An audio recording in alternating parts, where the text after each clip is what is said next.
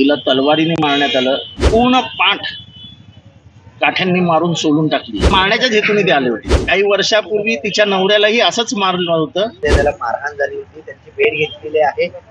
काय नेमकं प्रकरण आहे? नाही, तिला फसवून एका ठिकाणी बोलवण्यात आलं. तिला तलवारीने मारण्यात आलं. तिच्या पायाचं पूर्ण मांस निघालंय आणि ती जर त्या म्हातारीच्या घरात घुसली नसती तर तिची तिथे हत्याच झाली असती. तिच्या गळ्यात कायम 35-40 तोळे सोनं असतं, ते सगळे काढून घेतलं. तिची पूर्ण पाठ काठ्यांनी मारून सोडून टाकली. तिच्या हातावरती हमले झाले म्हणजे तिला मारण्याच्याच हेतूने ते आले होते. काही वर्षापूर्वी तिच्या नवऱ्यालाही असंच मारलं होतं आणि तिचा नवरा लंगडा झालाय आणि मारणारा माणूस हाच होता, सूरज यादव. आणि त्याच्यामुळे हे सगळं जे चालू आहे, या इथे एक पाईपलाईन आहे, त्या पाईपलाईनच्या मध्ये झोपड्या बांधल्या गेल्या आणि तिथे सगळे गुंड आश्रयाला आणून ठेवलेत. ही सगळी निवडणुकीची पूर्वतयारी सुरू आहे. हे मी 10 वेळा सांगतोय. मी फॉरेस्टच्या अधिकाऱ्यांनाही 10 वेळा सांगितलं की ही सगळी निवडणुकीची पूर्वतयारी आहे. दहशतीने मतं मिळत नसतात. इथे 15 वर्ष मी निवडणूक लढवतोय. मी कुठल्या गरीबाला एकदाही बोलून दम दिलेला नाही. मी कोणाशी असा रागाने बोलतच नाही. पण ही जी काही पद्धत आहे असं कार्य करताना धमकवण्याची, ही नवीन पद्धत या एरियात सुरू झाली आहे. त्याचं प्रत्युत्तर आम्ही देऊ, पण आम्हाला हिंसा ही आम्हाला मान्य नाही. पोलिसांनी लवकरात लवकर सूरज यादवला 354 पण आहे. तिच्या पूर्ण कपडे हे झाले, तुम्ही रक्त बघितलं तिच्या पायावर पडलेलं, तिच्या पायाला आलेली सूज बघितली.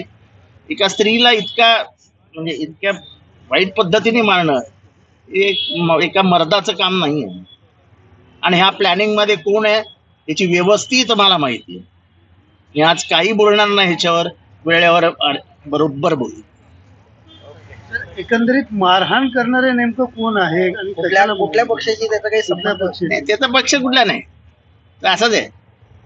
एवढे दिवस तडीपार होता, त्याने बदलापूर टिटवाळ्यामध्ये खूप झोपड्या बांधल्या आहेत, म्हणजे हेच असे. आणि आता इथे आलाय, माझ्याकडे 4-5 वेळा येऊन गेला, आपण खडे राहेंगे.